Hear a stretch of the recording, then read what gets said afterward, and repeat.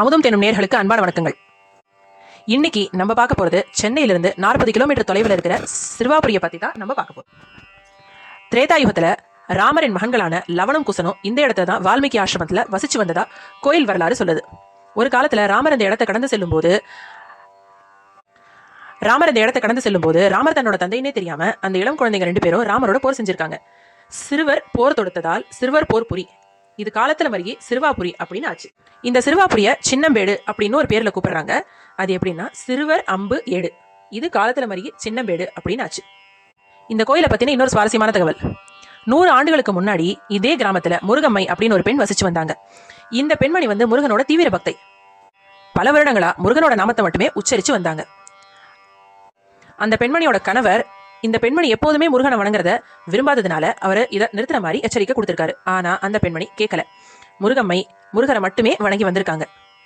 ஒரு நாள் அவரது கணவர் கோபத்துல முருகம்மையோட கை 2த்தையும் வெட்டிட்டாரு. அப்ப கூட முருகம்மை முருகா முருகான்னு முருகர் பேரை மட்டுமே உதவிக்கு கூப்பிட்டுருக்காங்க.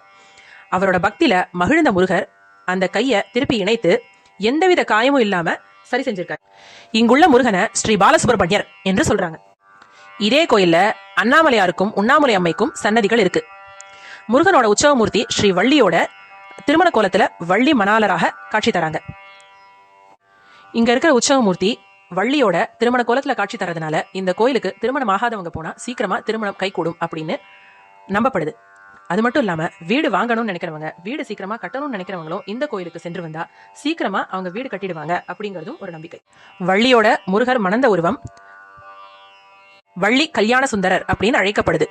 குமார தந்திரம், இந்த வடிவம்ங்கிறது என்னன்னா ஒரு முகமும் 4 கைகளும் கொண்டதாக சித்தரிக்கப்படுகிறது. முன்பக்கம் 2 கைகளும் ஒன்று அபய முத்திரையிலும் இன்னொரு கை கத்திய வல்பிதம், அதாவது இடுப்புல ஒரு கையை வச்சிட்டு இருக்கிற மாதிரியும் இருக்காரு. பின்புறம் 2 கைகளும், அதுல ஒரு கையில ருத்ராட்ச மாலை, இன்னொரு கையில கமண்டலம் இருக்கு. முருகனோட வலது பக்கத்துல வள்ளி தனது கல்யாண கோலத்துல இருக்கிறத நம்மளால பார்க்க முடியுது. இந்த கோவிலோட சிறப்பம்சம் என்னன்னா, இந்த கோவில்ல முருகனோட வாகனமான மயில் பச்சை கல்லால ஆயிருக்கு. அதாவது மரகத மயில் இந்த கோவில்ல இருக்கு. அது மட்டும் இல்லாம கருவறைக்கு அருகில அருணகிரிநாதரோட சிலையும் இருக்கு. அருணகிரிநாதர் இந்த கோயிலுக்கு பலமுறை வந்திருக்காரு. திருப்புகழ் பாடல்லாம் பாடியிருக்காரு. அதுலயும் முருகப்பெருமான் மேல அர்ச்சனை திருப்புகழ் பாடியிருக்காரு. அதை பாராயணம் பண்ணா நம்ம விருப்பங்கள் எல்லாம் நிறைவேறுங்கிறது ஐதீகம்.